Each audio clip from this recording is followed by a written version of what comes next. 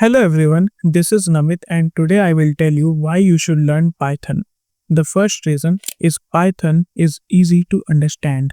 Here is a simple example of how you open a file in Python versus in Java. As you can see, the Python code is much shorter and more readable.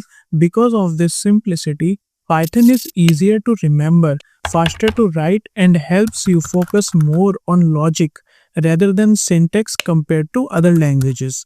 The second reason is the availability of large number of modules and libraries. Python comes with a huge collection of built-in and third-party modules, which makes it very simple to perform complex tasks such as face recognition, automation, scientific computing, and many more. For example, here is a comparison of how you read a PDF file in Python versus in Java. As you can see, the Python code is much simpler and easier to understand. The third reason is the wide range of applications.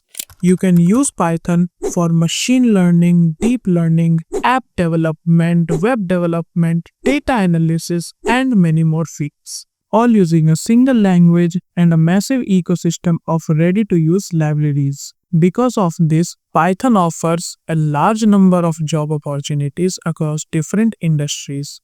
If you found this video helpful, please like the video and subscribe to my channel because I am creating a complete Python course which covers everything from A to Z.